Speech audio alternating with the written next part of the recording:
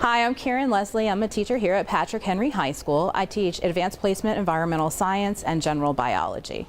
All right, as you guys are getting through and discussing some of the points in these articles, what I want you to start doing collaboratively is jotting down a list of some of the pros and cons associated with the mining and associated with the use of nuclear energy.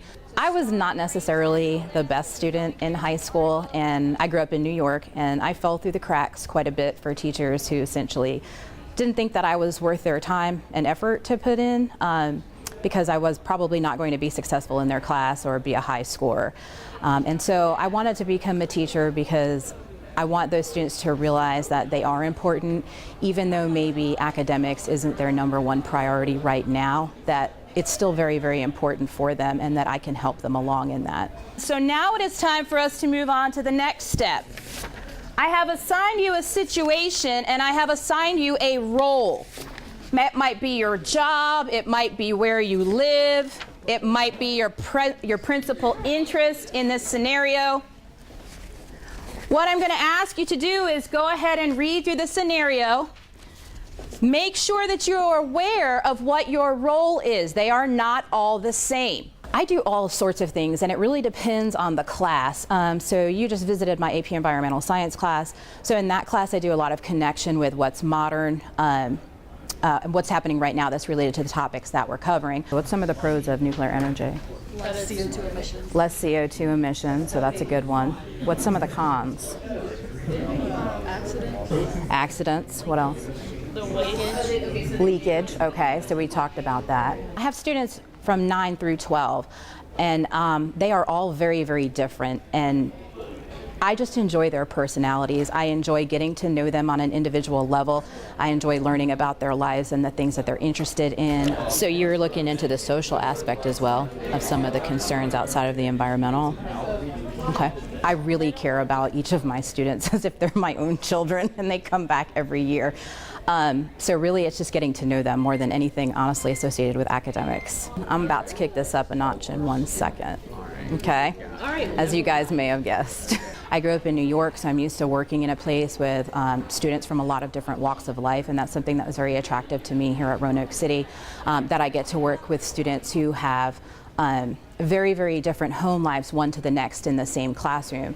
I'm pretty well traveled, so I really enjoy that I can be able to make connections with all of those students on a different level. So what would my motivation be, right, as the manager of Virginia Uranium, as I'm getting ready to try to get this mine going, okay, in this area? And sometimes I will get a student as a freshman or a sophomore who has unfortunately fallen through some of the cracks in some of those lower grades, and so they require a lot more support maybe than other students in the class. I use differentiated instruction in my classroom. It's something that I pride myself on, which is where I can create multiple simultaneous working groups for my students, and I can separate them out based on their ability and also their preference of what it is that they would like to do, or what it is, how it is that they would like to work. Are they just going to mine it and leave it there? What are they going to do with it? They have to refine it. They have to refine it. How do they get it to the refinery? Transport it, right? What do they do with the tailings, the spoils? So start thinking of these things as well. I don't think I could do it if I didn't love my students so much. Instruction is one thing, you know, science is great, it's really interesting. But when I come in and I get a student who's never passed an SOL, who suddenly passes an SOL as a 10th grade student, there's absolutely no trading that. There's absolutely no trading that in the whole world. The last 3 Teacher of the Year have been from PH. So, Miss Leslie, if you don't win, don't come to school tomorrow. We really need a 4P. Just kidding. We love you, Miss Leslie.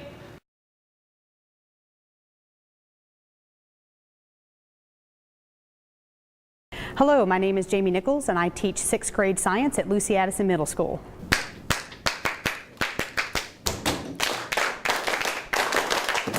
I enjoy working with kids, and I love their energy, and I love their outlook, and I want to do something new and exciting every single day. So we are going to be today the country Addisonian, and you are Addisonians, and there has been a press release that Miss Asia is going to read aloud to you all so that we know what we're doing in today's activity. I find that we have to do a lot of things to get kids interested in the material, like getting up out of their seats, having them sing, having them draw, having them read stories, telling a lesson through a story. I love 6th grade because they are not high schoolers, so they are still okay with acting something out, as silly as it may be. Okay, so she has the test file. She's going to put a few drops of water in your cup. And what color did it say the water's going to turn? Pink. If you're sick, it turns pink, okay? I find the discussions enriching, and I find the expectations that I can have for them are higher than if, say, I taught smaller children. They didn't get infected, right? Uh-huh. So I was the first one to like go at this table, so I was the one who was infected. Okay. Upon coming to Roanoke City, I have really enjoyed all of the resources and the collaboration and the support that's in place. I work under an amazing building administration that's very supportive of me. I absolutely love the kids, and they come from a lot of homes with poverty, but when they come to school, they just want to be loved and they want to enjoy what they're doing during the day, and I find that they are very open to letting me take them on that journey to learning whatever it is that's in class. Just working with the diverse population that go through so much at home, but we see all the strides that we make with them here, and it's pretty incredible. Sometimes there's a whole bunch of personalities that kind of have to come together, and I have to be able to manage all that at once. So I think that's been the most difficult thing, the most challenging, but also the most rewarding. Cholera has a huge impact on third world countries. So what's going to be a limiting factor to that country being able to just fix their well like we could in the U.S.? In the U.S. we would just build a new one, right? Which takes what? Money. I make sure that I build relationships when I see them in the hallways. I greet them the first thing when they walk in my door. I greet them every afternoon at the bus stops. I'll go to games. I'll write little notes to make sure that they see, that I see their potential and their effort and what they're capable of. So just building those relationships so that when kids have a problem in class, I can easily redirect them, or I know how to speak to them and what's going to get them calm, either what they need, who they need to talk to, or what's the best way to kind of get them recentered. How can you determine that? What would tell you where the infection started, okay? I just find that I look forward every day to coming to work. And I know that when I was in college and I did an internship at a local cable company, I was a secretary, and I was a terrible secretary, and I found it horrifically boring, and I wasn't inspired, and I wasn't motivated, and I decided in college that I would never have a job that I did not enjoy, that I did not have a positive outlook on. And so from that day forward, and I remember when I became a teacher, I had finally decided, and I told my family, they said, I'm glad you finally decided, because we've known that your whole life that that's what you were going to do. How many people does it take to make a whole bunch of people sick? One, okay. So what you're going to think about next week, when we read a story about water pollution out at Smith Mountain Lake, it'll be a fictional story, but we will add in and we will pollute water. And then you all will have to design a filtration system to make that water clean again. I'm constantly finding new ideas, so it stays interesting to me. And whenever you're invested in small people, and then also the people that you work with around you, the job never gets boring, and it's always something that I really look forward to being a part of. There is no masking in it. Miss Nichols is the best teacher in Roanoke City Public Schools. 1, 2, 3, go Bulldogs!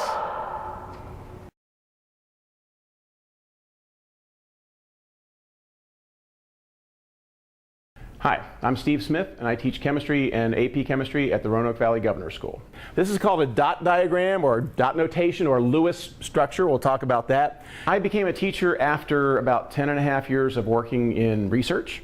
I loved science. I loved doing what I did. I worked with electron microscopes, $500,000 instruments. It was kind of cool, but I found myself working with the same 6 or 8 people a day, and sometimes I would find myself in the same room, in a little dark room with a microscope all day long, and I missed the interaction with people, and I realized that I liked working with like the high school, college age, and I thought, well, that sounds like if I were to teach it, I could do both. I could keep up with the science, which I like, and I could also have the interaction with the students. I like to do a couple of things. I like to, of course, challenge them. I also like to tie things in with things that they already know and or they've heard of.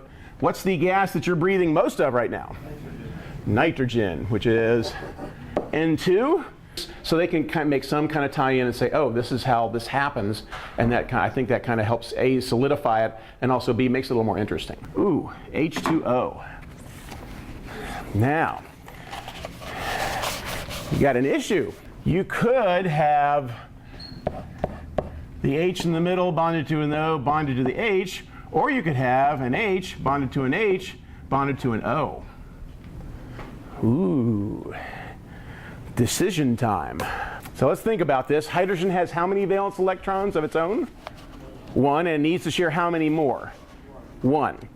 Hydrogen has one of its own, plus it's sharing 1 for 2, and that's a full valence shell for hydrogen. Same for that one. This oxygen has 6, plus 1 it's sharing from each of 2 hydrogens, making it have 8. Cool. The Governor's School is wonderful. I mean, all the students are great. They come in, they're motivated, they want to learn, and that's a wonderful environment for someone like myself who just wants to kind of hit the ground running. It's perfect because I like to challenge them, and I can do that, and they can respond, and it really works out well. Take a look at that last column where it says different bonds / bond polarity. It's a very growth-oriented environment, and I don't ever feel like, oh, I'm kind of being watched, or they're ready to smack on me the first time I make a mistake. It's like, no, let's work together and let's get beyond that and do it better next time, kind of a thing. Could be. Ooh, man, you are a quick study. What about you, Jonah? Cool. Let's see here. Go, yes, you good job. All right. You got it too? Wow, let me see. Pretty messy. That's okay, I can read messy. Cool, yes. Every once in a while you have somebody come back from college saying, hey, you know what? After having your course, first year college chemistry was a breeze. Or you really prepared us for labs. I had people who didn't even know how to write a lab notebook or how to start a Bunsen burner. Just stuff like that where I can say, okay, I helped them get a kind of a leg up in what they were doing. And especially when they go on into science careers, that's kind of cool too. What's that? Hydrochloric acid, all right? And you have hydrogen with 1. And how many does chlorine have? 7, because it is what kind of element? A halogen. All right, so we show a single bond right there. Anybody unhappy with that situation? No? Okay, that satisfies the electron cloud for hydrogen having a full valence shell and for chlorine having a full valence shell. I don't consider myself to be particularly special, other than perhaps it's something I love doing. I would almost consider it a calling. And because of that, I do put in quite a few hours, and I work hard at what I do, but I can't say that I necessarily have more talent or more knowledge than the next guy. I just really try hard, to be honest with you. Mr. Smith, all your element puns are gone, but you're still our teacher of the year. Good luck, Mr. Smith. A tough decision.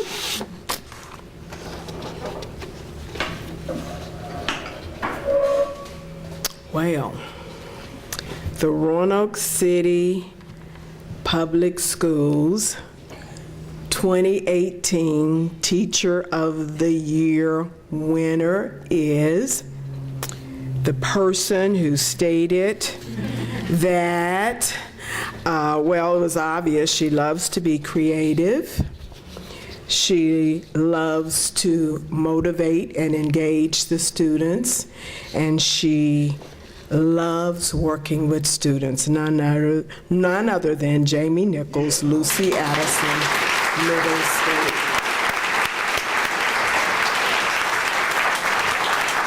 Jamie, would you like to make a couple of remarks? We can let her remarks, then we'll give you the flowers. Okay. You know they're coming. Actually, we're just going to take.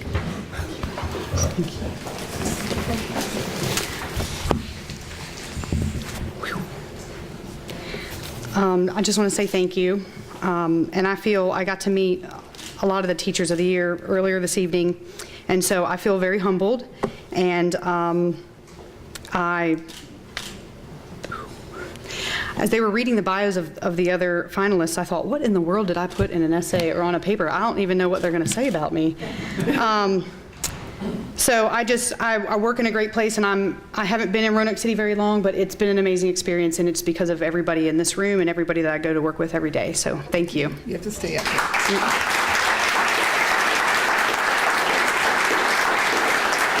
And joining us now is the Roanoke's Teacher of the Year. That's Miss Jamie Nichols here at Lucy Addison Middle School. Congratulations. Thank you very much. What was that moment like when you heard your name called?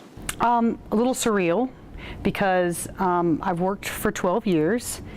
in education, and I've always been surrounded by exceptional staff members.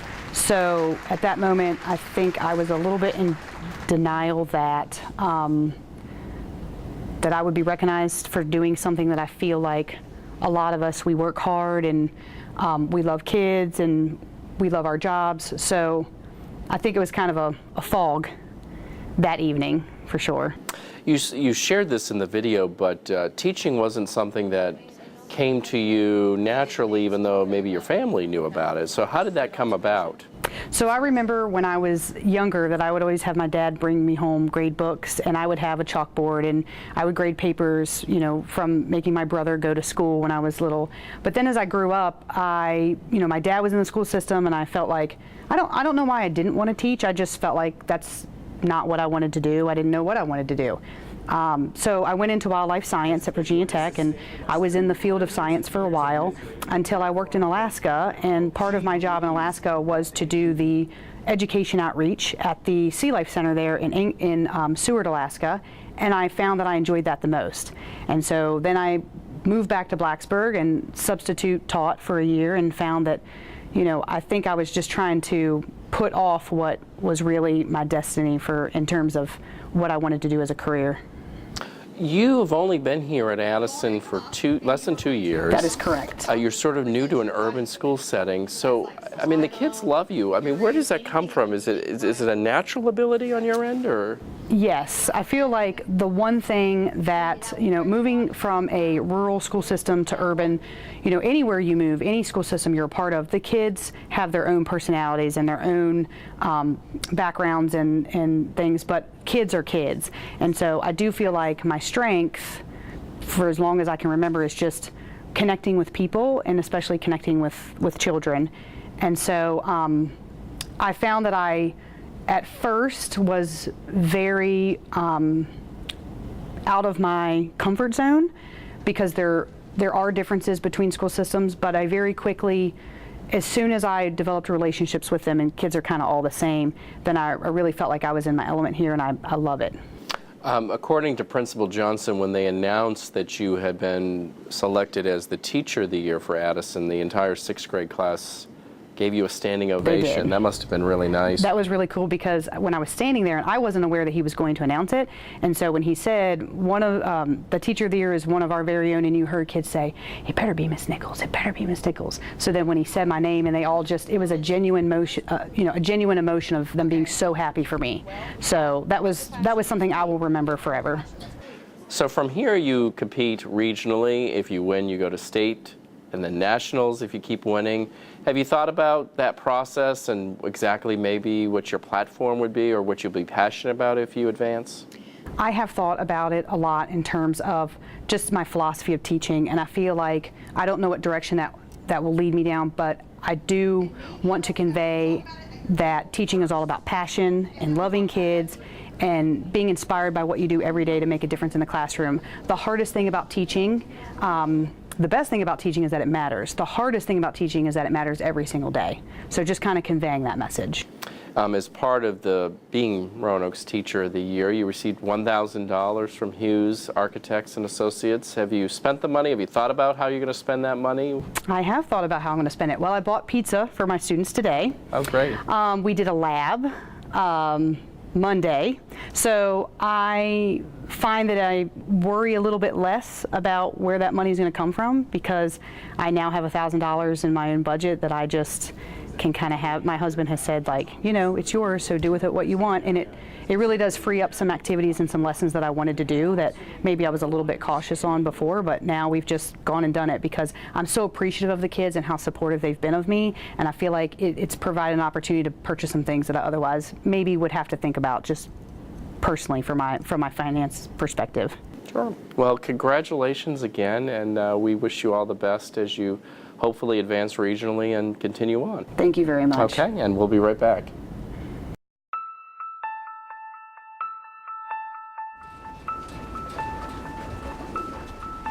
Hey, Melissa. Hey, I like your outfit. thank you. No, I'm just kidding. You look ridiculous.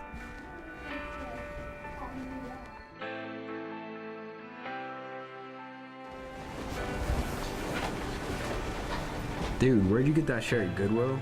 I did, actually. Yeah, I like it. Don't you have something better to do?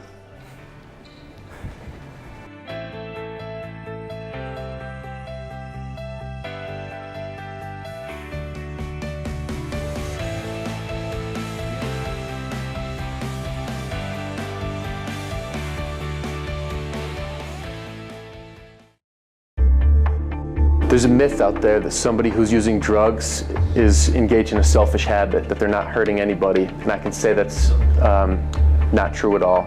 Every drug user has somebody that they've hurt, that they've not been there for because they're under the influence, or they're using their time and money to obtain drugs.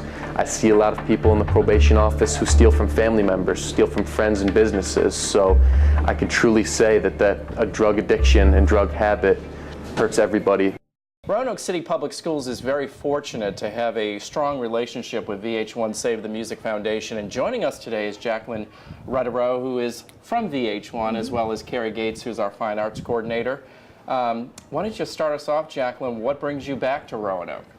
So it's such a pleasure to be back in Roanoke City after a couple of years since we completed our initial rebuild of the elementary music programs.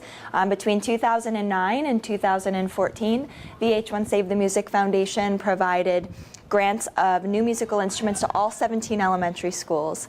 And it was just an amazing partnership, and we've seen such tremendous growth in the music programs since then.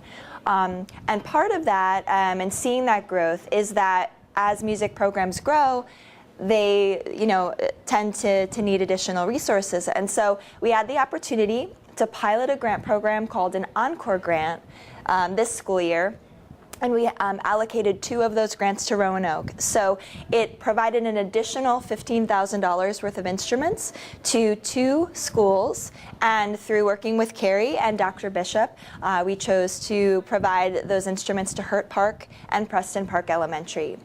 In addition to the grants, part of VH1 Save the Music's on-the-ground support and programmatic efforts, we also do professional development for our teachers. And so today we have a very special clinician, Peter Boonshaft from Alfred Publishing, brought him. He's a professor at Hofstra University in the music department and one of the authors of their method book, so their beginning band method book. And so he's right now working his magic with the music teachers. Talk about, Carrie, why it's important for our music teachers to have that professional development. Well, I think it's a chance for them to collaborate. It's a chance for them to hear maybe some old ideas, but new techniques and strategies. And with teaching, you always have to continue to build your skill level and to build those tools in your toolboxes. So I think, they'll take the items that they've learned today and they'll go back, and some of them that will be long-range goals, and some of them they'll be able to take back and just start using tomorrow. That's the great thing about this session is, things for the future and then things just for tomorrow. But it's important to keep up on their techniques. It's important to keep them fresh as teachers, and to bring in a clinician like the level of what Dr. Boonshaft is incredibly exciting for our teachers. I mean, they've been looking forward to this professional development for a long time. Jacqueline, you've traveled to Roanoke for many years now. Take us through the progression of when VH1 Save the Music Foundation sort of started to now in terms of how our music programs have grown. I mean, have you noticed it? Can you notice it when you see it? Oh, definitely. Yeah, it's from the beginning, we were just getting the elementary instrumental programs off the ground. I mean, most of the schools had general music in place, so students were getting some sort of music each week. But the opportunity to play violin or clarinet in elementary school just wasn't there yet. And so being able to serve the schools and bring those instruments so that every child had equity and access was the initial priority. And so over the years, we've seen, as we've built from the ground up, the investment from the district at the upper levels, so middle and high school, where these kids start on a violin in 4th grade. Well, when they get to middle school, they're going to continue. And so the district's really stepped up in supporting music as the kids got older. And enrollment, I mean, Carrie can probably speak more on the increase of enrollment in the ensembles in the upper grades. And then just last spring, the Patrick Henry Symphonic Band traveled to New York City and performed at Carnegie Hall.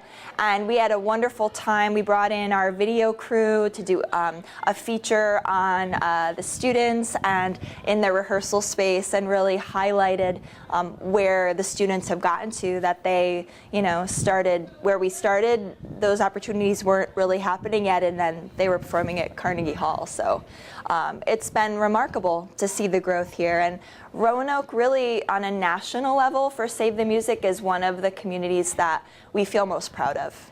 And the fact that we were able to invest, we invested a lot, but the district, even more, took it and really built something special. So. And that only continues to grow, right, Carrie? And that's correct. So what this has done is getting our students in the 4th grade a jump start. And so what we're seeing is we have more than doubled our enrollment in the past 5 years in all of our arts programs, but our middle school enrollment is just booming now, as well as our high school program is growing. But we're also growing in quality as well. All of our orchestra programs received a superior rating at a district assessment this year, which is fantastic for us. We have doubled the amount of students that are making it into honors ensembles and all-state. And so those are some things by kids having that early chance in 4th grade. And now they're getting traveled places like Carnegie Hall and the Kennedy Center and Orchestra Hall, but the quality is good as well. So we're kind of programming them for future success at this point. If they want to go on and be a music major or be a music performance major or just be an appreciator of music, they're going to go out and maybe play in a community band or support the arts in the future. So we're touching a lot of lives. And to expand on that, Jacqueline, I mean, there's increasing research that shows that learning music at a young age benefits you throughout the rest of your life, really, right? Mm-hmm. Yeah, well, there's tons of research out there that supports that, and many other benefits of music education. And anyone who's interested in digging into some of those studies, if you go to vh1savethemusic.org/takeaction, our advocacy toolkit, we've pulled all the latest and greatest research that shows all of that evidence. And of course, playing a musical instrument when you're 8 years old and participating in making music does more for connections in your brain than any other activity you can do in the world. So that alone, of course, is wonderful. But, kids who are involved in music programs at school, come to school, stay in school, don't get into trouble, are happy to be at school, graduate, and go on to college, because if a student plays bassoon or tuba, they're getting a full ride to school. It only brings opportunities and makes kids happier. And if they don't have the opportunity to be part of that in school, then you never know what that potential could be. And so, yes, all of those things. Well, thank you again. VH1, Save the Music Foundation, really has just been a great partner, and it only continues to get better, and I don't think we can thank you enough, but certainly hope that you and the rest of the foundation, the hardworking folks there, really know how much we do appreciate all the money, in addition, all the support. So thank you very much, and we'll be right back. Want to learn how to manage your money better, save for that car or dream home, or be able to bounce back from bad credit mistakes? Bank On Roanoke Valley can help.